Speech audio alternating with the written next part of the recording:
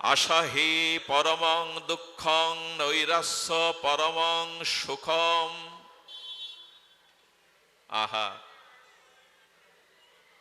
আচ্ছা, এই কামনা বাসনা পীড়িত তাপিত হয়ে কত দুঃখ ব্যাধি অপমান জরা কষ্ট ভোগ করছি, তা জীব মরে না কেন?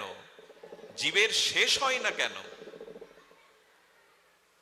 আমি দীর্ঘ 25 দিন খুলনা সিটি মেডিকেলে আমার ভগ্নিপতিকে নিয়ে ভর্তি। 15 দিন আইসিইউর সামনে আমি সারা রাত কাটিয়েছি। 15 দিন ওখানে কারো মৃত্যু দেখেছি, ওখানে কারো যন্ত্রণা দেখেছি। আমি মাঝে মাঝে পাঠে বলতাম, ছোট হাসপাতালে যাবেন মাঝে মাঝে, এই শরীরের যে পরিণতি, মানুষের যে রোগ ব্যাধি, এটা ছোট একটা নরক। ভগবান আমাকে ওখানেই প্রায় 25 দিন কাটিয়ে দিয়েছেন। কথাটি এই কারণে বলছি, আমি ওখান থেকেই এখন আসছি। আমি মনে করি এত যন্ত্রণা, এত দুঃখ, এত অপমান, এত কষ্ট, এত ঘর জ্বলছে, এত জীবন জ্বলছে, মানুষ কেন শেষ হয় না? বারে বারে পৃথিবীতে ফিরে আসে কেন? আমার কথা কি বোঝা যায়? এর শেষ কবে? এই জন্ম মৃত্যু, জ্বালা না পাওয়ার বেদনা, কষ্ট, প্রিয়জনের দুঃখ, জরা ব্যাধি, হাহাকার, মৃত্যু, রক্ত, এর শেষ কবে? এর শেষ কোথায়? উত্তর একটাই। একজন সাধক আকাশের কাছে প্রশ্ন করছে, হে নীলম্বর, হে আকাশ, তুমি অনন্ত, এই সমস্ত জগতের জীবের দুঃখ কষ্টের সাক্ষী তুমি। তোমার ছায়াতলে জীব এত কষ্ট, দুঃখ, মৃত্যু, জরা ব্যাধি ভোগ করছে, কেন বেঁচে আছে এই জীব? এদের শেষ কোথায়? আকাশ উত্তর দিচ্ছে তার অনুভব বেদ্য অনুভূতির ভাষায়, এর শেষ সেই দিন হবে যেদিন এই পৃথিবী তলে তুমি কামনা শূন্য হতে পারবে। যতদিন বাসনা কামনা আছে, ততদিন এই দুঃখময় আকাশের তলে বারবার জন্মাতে হবে, বারবার মৃত্যুবরণ করতে হবে, বারবার এই কষ্ট দুঃখ ভোগ করতে হবে। এখানে কারো মোটর সাইকেলের চাবি ফেলে চলে যান, দূরে গেলেও আবার ওই চাবির জন্য ফিরে আসতে হবে। তেমনি এখানে যদি কোনো কামনা রেখে চলে যান, ওই কামনা পূরণের জন্য আবার আপনাকে আসতে হবে। জন্ম মৃত্যু জরা ব্যাধি শেষ নাই। যদি আপনি সমস্ত ক্ষমতার শিখরে ওঠেন, সম্রাট হন, দুঃখের শেষ নাই। সম্রাট শাহজাহান পৃথিবীর সপ্তম আশ্চর্য তাজমহল গড়ে তাক লাগিয়ে দিলেন। 22,000 মিস্ত্রি 22 বছর ধরে এই সপ্তম আশ্চর্য নির্মাণ করলো। সুখী হলো কি?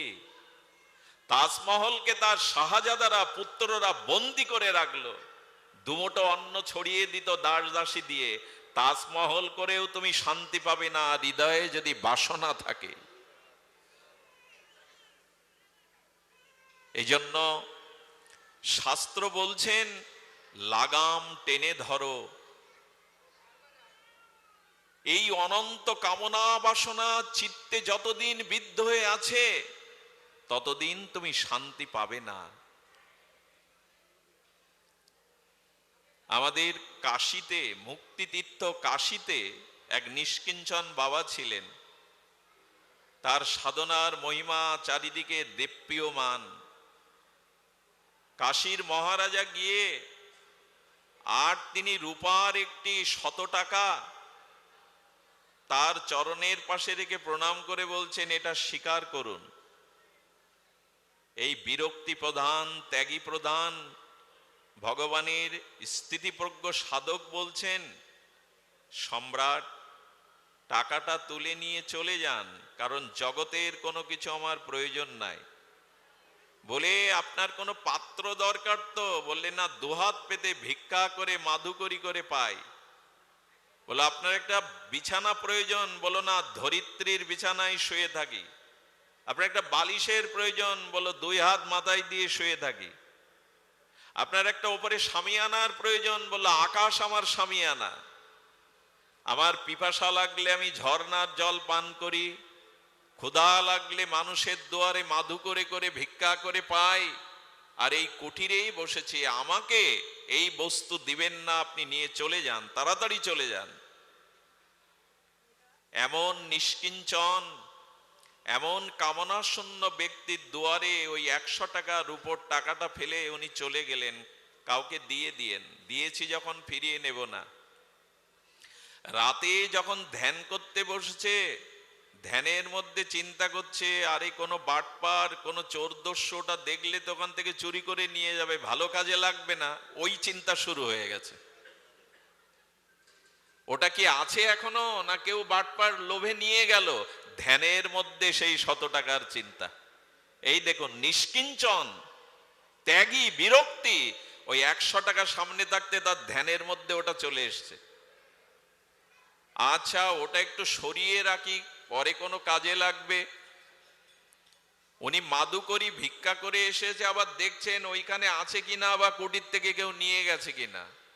তার ধ্যানের মধ্যে ওই 100 টাকায় বাধা হয়ে দাঁড়ালো। সঙ্গে সঙ্গে ওটি নিয়ে কাশীর গঙ্গাতে ছুঁড়ে দিলে তবে শান্তি পেল। আমি বলছি না আপনি সব ছুঁড়ে ফেলে দেন, দৃষ্টান্ত দিচ্ছি। যার কোনো কিছুর প্রয়োজন নেই, ওই 100 টাকাও তার ধ্যানের বস্তু হয়ে গেল শুধু সামনে থাকতে। আমাদের কি হয়? আমাদের কি হয়? এই জন্য শাস্ত্র বলছেন, কিছুটা লাগাম টেনে ধরো। জীবনে আর বাসনা আর কামনা বাড়িও না, আর বোঝা ভারী করে তুলো না। এ সংক্ষিপ্ত জীবন বৃষ্টির ফোঁটার মতো পড়ে কখন শুকিয়ে যাবে জানো না। এই জন্য ভগবান বলছেন, প্রজাহতি যত কামান, হে পার্থ, কামনার লাগাম টেনে ধরো, কামনা বাসনার সংখ্যা কমিয়ে দাও, যদি স্থিতিপজ্ঞ হতে চাও, শান্তি পেতে চাও। মনে পড়ে এক নিষ্কিঞ্চন সাধু সন্ন্যাস ত্যাগব্রত নিয়ে আর বনের পাশে জপ ধ্যানে কাটিয়ে দেয়, কিন্তু একটি কাপড়, একটি গীতা, আর বনের বড় গেছো ইঁদুর এসে কাপড় কেটে দেয়, গীতার পৃষ্ঠা কুরে কুরে খায়। আরে বাবা, একটা কাপড়, একটা গীতা শাস্ত্র, তাও যদি ইঁদুর কেটে দেয়, বসে কি করব ভজন? এক বিষয়ী লোক সামনে দিয়ে যাচ্ছিল, বাবা ইঁদুরের উপায় কি? বিষয়ী লোক পরামর্শ দিয়ে বলল, বিড়াল পুষুন। বিড়াল পুষলে তো আর ইঁদুরের, আপনি তো মারতে পারবেন না, নিজে হাতে বিষ দিতে পারবেন না, বিড়াল পুষুন। বিড়াল পোষার পরে ইঁদুরের কাপড় কাটা বন্ধ হলো, কিন্তু আশ্রিত বিড়ালকে কি খেতে দেব? আবার সেই বিষয় বুদ্ধি, বিষয়ী লোক পরামর্শ দিল, প্রতিদিন দুধ চেয়ে চেয়ে তো পাবেন না, বলি একটা গাভী দিচ্ছি, গাভীটা পোষেন, তাতে আপনিও দুধ পাবেন, বিড়ালেরও দুধ হয়ে যাবে। গাভী পোষার পরই চিন্তা হলো, গাভী মাকে তো কিছু খেতে দিতে হবে। লোকের বাড়িতে কতদিন গাভী মার ঘাস আর কুটো চেয়ে আনবো? বললো, আপনার সামনে যে ফাঁকা জমিটা, ওটা চাষ করুন, দুটো অন্নের যোগ হবে, আবার ওই আপনি বিজলি দিয়ে গাভীটার সেবা করতে পারবেন। চাষবাস শুরু হয়ে গেল, গাভীর জন্য গোয়াল ঘর শুরু হলো, জপ ধ্যান মাথায় উঠল। এমনি করেই তো বাড়ে। কামনার সংকার না হলে কি বাঁচা যায় না? জীবন সুন্দর হয় না? আপনাদের মনে পড়ে বর্ষনার বিনোদ বাবা, এই প্রাতঃস্মরণীয় বিনোদ বিহারী বাবাজি মহারাজ। আমি দেখলাম উনি একটা থান পরে থাকেন, প্রায় আগলা গায়ে থাকেন, একটা ছোট থান গায়ে জড়িয়ে থাকেন। উত্তরপ্রদেশের ভারত খ্যাত যোগী আদিত্য, এই যোগী আদিত্য গিয়ে বিনোদ বাবার চরণের কাছে খালি মাটিতে বসলেন ওনার চরণ ধুলি নেওয়ার জন্য। ভাবলাম, প্রিয়া কুঞ্জে বসে আছে, গায়ে ভালো কিছুই নেই, মাধুকরী করেই যার জীবন চলে, ব্যাংক ব্যালেন্স, বাড়ি ঘরদোর, আশ্রম তৈরি করেনি, তার কাছে যোগী আদিত্যনাথের মতো এমন একজন মুখ্যমন্ত্রী চরণ ধুলি নেওয়ার জন্য সামনে বসছেন। কারণ কি? এদের কাছে আছেটা কি? এদের কাছে যেটি আছে সেটি আমাদের কাছে নাই। এদের কাছে আছে প্রেম, ভক্তি, ভজন, যেটা মানুষকে শান্তি দিতে পারে। এই জন্য আপনাদের কাছে বিশেষ অনুরোধ করব, এই বাসনা কামনার সংখ্যা বেড়ে যায় যদি ভুল জায়গায় আপনি আশ্রয় নেন। খুব মার্মিক কথা, শুনতেই হবে হৃদয় দিয়ে। যে কোনো সিদ্ধান্ত নিতে হয় কোনো বিষয়ের কাছে বা যে কোনো জায়গায় শরণাগত হবেন না, শরণ নেবেন না, হিতে বিপরীত হয়ে যাবে। আচ্ছা, রঘুপতি রামচন্দ্র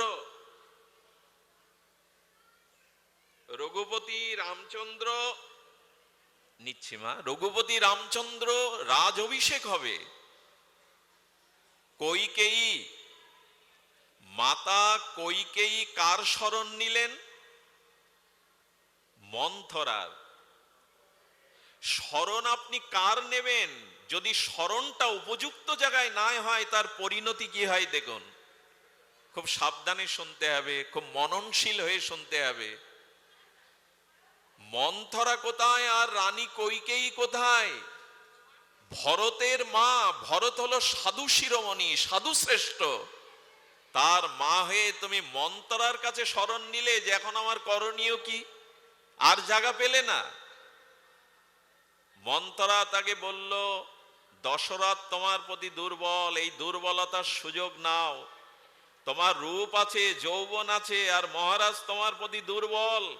তুমি দুর্বলতার সুযোগ নিয়ে রামচন্দ্রকে বনবাসে পাঠিয়ে তুমি রাজমাতা হয়ে ভরতকে বসাও। আশ্রয় কোথায় নিতে হয়? পরামর্শ কার কাছে নিতে হয়? মন্থরার কাছে, বিষয়ীর কাছে।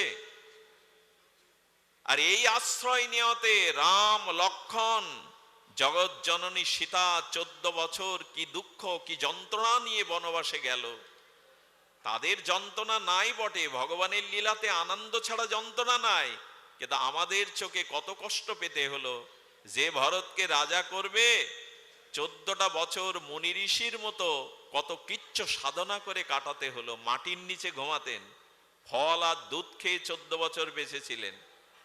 সন্তানের সুখ চাইতে গিয়ে তাকে আরো দুঃখের সাগরে ঠেলে দিল।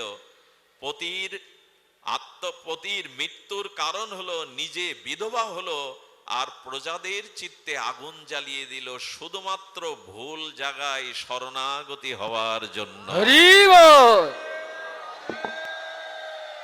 জগতে কোনো বিষয়ীর কাছে পরামর্শ নিবেন না, তাদের শরণ নিবেন না। পরিণতি যেটা। আর রাজা দশরথ চক্রবর্তী সম্রাট, রাজা দশরথকে পূর্বলীলাতে যিনি ছিলেন ভগবান মনু, নৈমিষারণ্যে 1000 বছর তপস্যা করে পরমাত্মাকে সন্তুষ্ট করে বর পেয়েছিলেন যে পূর্ণ ব্রহ্ম শাশ্বত ভগবান পুত্র রূপে আসবে।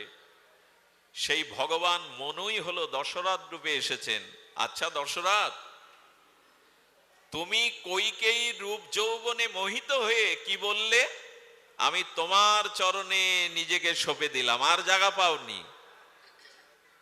স্ত্রী রূপগুণে মোহিত হয়ে বলল, তোমার চরণে আমি নিজেকে সঁপে দিলাম, তোমার জন্য আমি অবেদ্য বধ করতে পারি।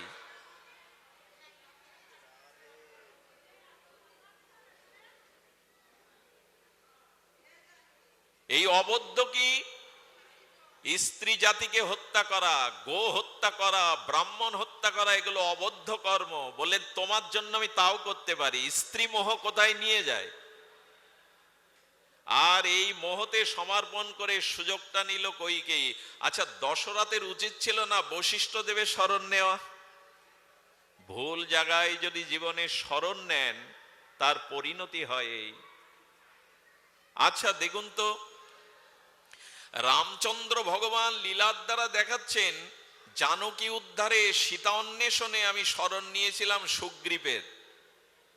ভুল জায়গায় শরণ নিলে, বিষয়ী লোকের শরণ নিলে পরিণতি দেখুন। রামচন্দ্র কার শরণ নিল? সুগ্রীবের। যে তুমি আমার সখা হয়ে সীতা অন্বেষণে আমাকে সহায়তা করো। বলে বিনিময়ে কি দেবেন? বলে বিনিময় বালিকে বধ করে তোমাকে রাজ্য দিয়ে দেব, তোমার হারানো স্ত্রীকে দিয়ে দেব, সমস্ত অধিকার ফিরিয়ে দেব। তাই করলেন রাম। ভুল জায়গায় শরণ নিলে কি হয় দেখুন। বর্ষাকালের 2 মাস রাম লক্ষ্মণ রোদ বৃষ্টি ঝড়ে জঙ্গলে বৃক্ষতলে কাটিয়েছে, আর যে সুগ্রীবের সব ফিরিয়ে দিলেন, তিনি গিয়ে নাচ গান স্ত্রী নিয়ে নেশায় আবির হয়ে 2 মাস রামের কথা তার মনেই নেই, শীতন্বেষণ তো দূরে থাক। ভুল জায়গায় শরণ নিলে পরিণতি এই। 2 মাস পর রঘুপতি রামচন্দ্র বলছেন, যে বানে আমি বালিকে বধ করেছি, ওই বানেই কাল প্রভাতে সুগ্রীবের মস্তক ছেদন করব।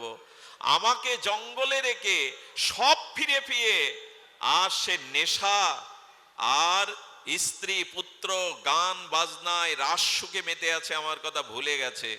রামচন্দ্র যেন বোঝালেন, ভুল জায়গায় বন্ধুত্ব করতে যেও না, ভুল জায়গায় আশ্রয় নিতে যেও না, তার পরিণতি এই। আচ্ছা, আশ্রয় কোথায় নিতে হবে? আশ্রয় নিয়েছিল বিভীষণ। আগামীকাল লঙ্কার যুদ্ধ সূচনা, তার আগের রাত্রে মধ্যরাত্রে রাত্র দ্বীপ্রহরে সাগর পেরিয়ে বিভীষণ রঘুপতি রামচন্দ্রের শরণাগতিতে এলো। এই দেখুন, শরণাগতিতে আসবার পরে রঘুপতি রাজ বলছেন, মর্যাদা পুরুষোত্তম শ্রী রঘুপতি রাম বললেন, সুগ্রীব। কারা এই বাচ্চাগুলো? কারা? পাঠ করতেই দেবে না, কি অবস্থা! না, শান্তি এখানেও নাই। আর কোথায় যাব বলতে পারেন?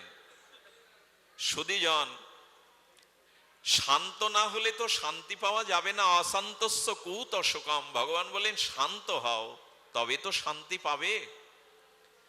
তো বিভীষণ এসেছে, তোমরা রাজনৈতিক প্রজ্ঞাবান ব্যক্তি, বলো জাম্ববান, বলো সুগ্রীব কি করা উচিত। বলেন, প্রভু ওকে বন্দি করুন, কারণ শত্রুর ভাই আগের রাত্রে এসেছে আমাদের দুর্বলতা জানতে। আপনি বন্দি করুন, যুদ্ধের শেষে ওকে মুক্ত করবেন। রামচন্দ্র হেসে বললেন, তোমরা রাজনৈতিক প্রজ্ঞাবান ব্যক্তি, রাজনৈতিক পরিভাষায় কথা বলছো, এটা ঠিক, শত্রুর ভাইকে আশ্রয় দেওয়া উচিত নয়, কিন্তু তোমাদের যেমন অভিমত আছে, আমারও একটা মত আছে, আদর্শ আছে। কি? আমার চরণে যে একবার শরণ নিতে আসে, আমি তাকে বুকে টেনে নেই, আমি তাকে দূরে দিতে পারি না। কার শরণে যেতে হবে আমাদের? লঙ্কা থেকে এসছে শত্রুর ভাই, মধ্যরাত্রে রাম রঘুপতি রাজ বলোচন বললেন, আমার নিয়ম হলো যারা আমার চরণে শরণ নেয় তাদের বুকে টেনে নেওয়া, আশ্রয় দেওয়া। ভগবান ছাড়া, শ্রীগুরু বৈষ্ণব ছাড়া আমাদের আশ্রয় কোথায়? আমাদের আর জায়গা নাই। এ সংসারে সবাই আমাকে কথার পাকে বেঁধে রাখে, এই বন্ধন মুক্তি একমাত্র সাধুগুরু ভগবানই দিতে পারে। এদের উলোধ্বনি বারবার দিও না মা, শোনো, হরিকথা শোনো। বলছেন যে আমার চরণে যে আসে আমাকে নিয়ে এসো। বুকে জড়িয়ে ধরে বললেন, আজ থেকে তুমি আমার সখা। রাজ তিলক পরিয়ে দিলেন, দিয়ে বললেন, বিভীষণ আজ থেকে তুমি লঙ্কার রাজা। সুগ্রীব জাম্ববান রঘুপতি রামচন্দ্রকে বললেন, প্রভু আগামী কাল যদি জানকীকে নিয়ে লঙ্কেশ অনুতপ্ত হয়ে সীতাকে আপনার চরণে সমর্পণ করে, তবে রাজ্য বিভীষণকে দিবেন? রাবণ যদি ভুল বুঝতে পেরে সীতাকে সমর্পণ করে, আপনি বিভীষণকে রাজা করে দিলেন, এই রাত্রে রাজতিলক পরিয়ে দিলেন। রামচন্দ্র হেসে বললেন, রাবণ যদি আগামীকাল জানকীকে আমার কাছে অনুশোচনায় দগ্ধীভূত হয়ে ফিরিয়ে দিয়ে যায়, লঙ্কেশের রাজ্য আমি কেড়ে নেবে না, তবে রাজতিলক যখন আমি দিয়েছি, অযোধ্যার সিংহাসনে আমি বিভীষণকে বসাবো, আমি বসবো না। কার শরণ নিতে হয় গো? এই জীবন যদি ভগবানের চরণে সঁপে দিতে পারেন, গুরু চরণে সঁপে দিতে পারেন, তখনই তো পথ পাবো, তখনই তো আলো পাবো। ভুল জায়গায় শরণ নিয়ে বসেছি। শরণাগতি যেন সঠিক জায়গায় হয়। কারণ কি জানেন, ভগবান ছাড়া, শ্রীগুরু বৈষ্ণব ছাড়া আমার ব্যথা অনুভব করার কেউ নেই জগতে। এ সংসারে সবাই কোথাও নিহিত স্বার্থ নিয়ে সম্পর্কে জড়িয়ে আছে। পরিস্থিতি সামনে এলে বোঝা যায় এরা আমাকে কেন ভালোবাসে। যেদিন রূপ থাকবে না, যৌবন থাকবে না, ওদের জন্য কিছু করার আর কোনো কিছু থাকবে না, সেদিনই বুঝবেন এরা আপনাকে কতটা চায়, কতটা ভালোবাসে। এজন্য শরণাগতি যেন ভগবত চরণে হয়। তবে কামনা দিয়ে শুরু করেছিলাম, আজ অধিবার বেশি সময় নেওয়ার অধিকার নেই। তবে এইটুকু বলি, আসুন আমরা শরণাগতিতে আসি। আর কামনা বাসনা এটা শেষ করবেন না। কামনা বাসনা আমরা নিষ্ক্রিয় করতে পারবো না, এটা সম্ভব নয়। তবে একটা অনুরোধ করি, একটা নিবেদন করি, কামনা বাসনার মোড় ঘুরিয়ে দেন। গঙ্গার জল ড্রেনের মধ্যে ফেলবেন না, ড্রেনের জলটা গঙ্গায় নালা করে মিশিয়ে দিন। ড্রেনের পুত দুর্গন্ধ জল যদি স্রোতস্বিনী গঙ্গায় গিয়ে পড়ে, ও আর ড্রেনের জল বলে বিবেচিত হয় না, গঙ্গার জলে রূপান্তরিত হয়। কিন্তু গঙ্গার পুত পবিত্র জল যদি অপবিত্র ড্রেনের জলের মধ্যে ফেলে দেন, ওকে আর গঙ্গা জল বলে কেউ গ্রহণ করবে না। কামনা বাসনার মোড় ঘুরিয়ে দেন। কামনাটা নিজের ভোগের জন্য, নিজের সুখের জন্য না এনে জীব কল্যাণের জন্য আর ভগবানকে ভালোবাসবার জন্য কামনা ঘুরিয়ে দিন। লোহা দিয়ে লোহা কাটতে হয়, এটাই নিয়ম। তো লোহা কাটতে হয় কি দিয়ে? তেমন কামনাকে জয় করতে হয় আর এক কামনা দিয়ে। বিষ দিয়ে বিষ নিষ্ক্রিয় করতে হয়। সাপে দংশন করলে ওই সাপের বিষ দ্বারা যে প্রতিষেধক ঔষধ সেটা প্রয়োগ করতে হয়। বিষ দিয়ে বিষ নিষ্ক্রিয় করতে হয়, লোহা দিয়ে লোহাকে কাটতে হয়, কামনা দিয়ে কামনাকে কাটতে হয়। তবে কোন কামনা? শ্রীমান মহাপ্রভুর সেই শিক্ষাষ্টকের পূত পবিত্র জীব কল্যাণের মহাবাণী, ন ধনং ন জনং ন সুন্দরীং কবিতাং বা জগদীশ কাময়ে মম জন্মনি জন্মনীশ্বরের অহৈতুকি ভগবত ভক্তি তৈ। আহা, মহাপ্রভুর গয়া থেকে এসে তার প্রেম বিবাস ভাব দেখে সচিমা নারায়ণের পূজা দিয়েছিলেন। আর নিমাইকে হাত ধরে বললেন, ও নিমাই, তোর বাবা চলে গেছে শিশুকালে, তোর বড় ভাই বিশ্বরূপ সন্ন্যাস নিয়ে চলে গেছে, লক্ষ্মীপীরাও চলে গেল, ঘরে বিষ্ণুপ্রিয়া আর আমি তোর বিদ্যা জননী, তুই একমাত্র আঁচলের ধন, আমার প্রাণ। তুই যদি রাত দিন কাঁদিস, তুই যদি রাত দিন ধোলাই গড়াগড়ি দিস, তুই যদি এমন উদাস হোস, তুই যদি গঙ্গাদাসের টোলে আর পড়াতে না যাস, আমি কি করে বাঁচি নিমায়? আয় নারায়ণের কাছে চেয়ে নে, তোর সুস্থতা সংসারের সুখ চেয়ে নে। সচিমার কথা তো ফেলতে পারে না নিমায়। আজ ভগবান হয়ে জীবকে শিক্ষার জন্য প্রণাম করে এই শ্লোক বলেছিলেন, আমি ধন চাই না, আমি প্রতিভা চাই না, আমি সুন্দরী রমণী চাই না, জন্ম জন্মান্তরের তোমার চরণে যেন আমার অহেতুকি ভক্তি হয়। এ তো চাওয়া, এটা তো চাওয়া, এটাই তো বাসনা। আমি ধন জন কবিত্ব প্রতিভা চাই না, জন্ম জন্মান্তরে তোমার চরণে যেন আমার অহেতুকি ভক্তি হয়। এটাও তো চাওয়া, এটাও তো কামনা। কিন্তু এই চাওয়ার মধ্যে, এই বাসনার মধ্যেই আছে শান্তি, এই বাসনার মধ্যে আছে হৃদয়ের জোড়ানো পরিতৃপ্তি। দেখুন, এখানে অন্তত আপনারা জাগতিক কোনো বাসনা নিয়ে আসেননি, এই জন্য এখানে একটা শান্তির বাতাস বইছে। না মাথার উপরে কারো সংসার চিন্তা, না হৃদয়ে কারো দুর্বাসনা ভোগ বাসনা।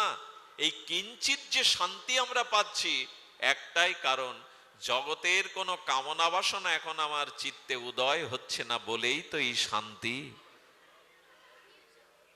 চাইতেই যদি হয় ভগবানকে চাও,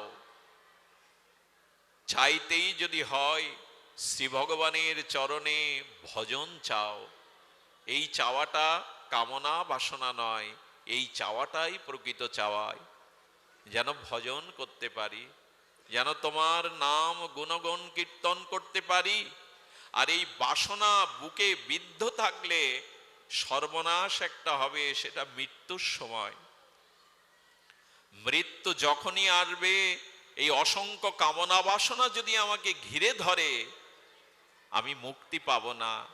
এই জন্য ভগবান সতর্ক করে বলেছেন যে নিত্য নিরন্তর আমাকে স্মরণ করো, আমার ভজন করো, আমার নাম রূপ লীলাকে স্মরণ করো। কারণ মৃত্যুর সময় যদি আমার স্মরণ না হয়, তুমি কিন্তু এই দুঃখ জরাময় আবর্তনে তোমাকে ঘুরতে হবে। আমরা এই কথা কি স্মরণ রেখেছি? মৃত্যুর সময় স্মরণ কার আসে? ভগবান বললেন ভবাবিনা অচিরাৎ পার্থ মর্যবেশিত চেতসাম। এই সংসার মৃত্যু সাগরে কেউ যদি আমাকে একবার স্মরণ করতে করতে যেতে পারে, আমি কথা দিলাম ভবসাগরের কূলে তুমি দাঁড়িয়ে থাকলে তোমাকে আমার তরণীতে উঠতে হবে না, আমি ভগবান তরণী থেকে নেবে তোমাকে বুকে জড়িয়ে ধরে আমার তরণীতে তুলব। মৃত্যু সংসার হতে আমি তোমায় পার করব, আমি কথা দিচ্ছি। ভগবান গীতাতে বলছেন ভবামিনা অচিরাৎ পার্থ মর্যা বেশিত চেতসাম।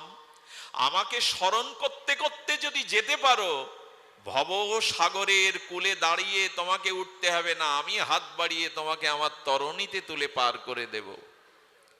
সেই ভগবানকে স্মরণ করাই হলো, ভগবানকে চাওয়াই হলো প্রকৃত বাসনা। আমি তোমার চরণে অহৈতুকী ভক্তি চাই, প্রেম চাই। ছোট্ট একটি লীলা বলেই পাঠ বিশ্রাম করি। অধিবাস পর্বটি মহাপ্রভুর ভোগ রাগ, মহাপ্রভুর বিশ্রাম আছে। চাইব কি গো? মহাপ্রভু বিষ্ণু খট্টায় সাক্ষাৎ ভগবান রূপে প্রকট হয়েছেন। দূরে দাঁড়িয়ে যে সকল ভক্তগণ আছে তাদের মধ্যে হরিদাস ঠাকুরও আছেন। খুব মন দিয়ে শুনতে হবে গো, বড় হৃদয়স্পর্শী কথা। হরিদাস দাঁড়িয়ে আছে, সবার পিছনে অবনত মস্তকে। মহাপ্রভু বলছেন হরিদাস, হরিদাস। প্রভু ডাকছেন দেখে ভক্তগণ বলছে যাও। হরিদাস অবনত মস্তকে আর দৈন্যের মূর্তি প্রকাশ করে প্রভুর পাশে এসে অবনত মস্তকে দাঁড়িয়ে বলছেন হরিদাস, আজ আমি ভগবান রূপে প্রকট হয়েছি বিষ্ণু কর্তায়, আমার কাছে কিছু চাও। অশ্রু সজল নয়নে ঠাকুর হরিদাস কম্পিত কণ্ঠে বললেন, চাইবারও তো একটা যোগ্যতা লাগে, তা তো আমার নাই। কারো কাছে কিছু চাইতে গেলেও একটা যোগ্যতা লাগে, আমার তো তা নাই গৌর হরি। ভক্তের দৈন্যটা মহাপ্রভুর হৃদয়ে খুব ভালো লাগিয়ে দেয়। বলেন হরিদাস, এমন দৈন্য করো না, তুমি আমার কাছে কিছু চাও, একটা কিছু তো চাও। সারা জীবন ঘর বাঁধনি, সারা জীবন ভালো কোনো পোশাকও পরনি, সারা জীবন তুমি নিষ্কিঞ্চন হয়ে আজ আমার কাছে কিছু চাও তুমি। এই দেখুন ভক্ত চরিত্র, এরা জগতে এসে দেখিয়ে গেল কি চাইতে হয়। আমরা কতটুকু নিতে পারলাম? নামাচার্য দৈন্যের মূর্তি হরিদাস তখন বলছেন, প্রভু তবে যদি চাই অভয় দাও, তুমি দেবে তো? বললেন হরিদাস, তোমাকে অদেয় কিছু নাই, তুমি চাও। বললেন প্রভু, সারাটি জীবন যে কর্ম করেছি তাতে আর মানুষ হব এ ভাগ্য আমার নাই। আমি যে কর্মে আছি এতে আর মানুষ হব, আগামী জন্মে মানুষ হব এ ভাগ্য আমার নাই। আমি ভজন করিনি, সাধন করিনি। ভক্তগণ স্তম্ভিত হয়ে গেছে হরিদাসের এই প্রার্থনা শুনে। কি চাও তুমি? দেবে তো গৌর হরি, দেবে তো? আগামী জন্মে তুমি আমাকে পারলে একটা কুকুর করে জন্ম দিও, কুকুর করে জন্ম দিও। স্তম্ভিত হয়ে মহাপ্রভু হৃদয়ে হাসছেন আর বললেন, কেন চাইছো? বলে, চাইছি কেন জানো? বৈষ্ণবের দুয়ারে তার প্রসাদ পাবো বলে, হরিনাম পাবো বলে। মনুষ্য হওয়ার যোগ্যতা তো নাই। মহাপ্রভু জড়িয়ে ধরলেন, হরিদাস এ কি চাইছো তুমি? বলে, হ্যাঁ প্রভু, আমি যদি কুকুর হয়ে জন্মাই তবে এইটুকু ভাগ্য দিও, কোন ভক্তের দুয়ারে যেন প্রসাদ পায়, ভক্তের দুয়ারে যেন হরিনাম পায়। অবাক হতে হয় এদের চাওয়া দেখে। আর একজন দাঁড়িয়েছিল, তার পরিচয় আপনারা জানেন। সে কি করতো জানেন?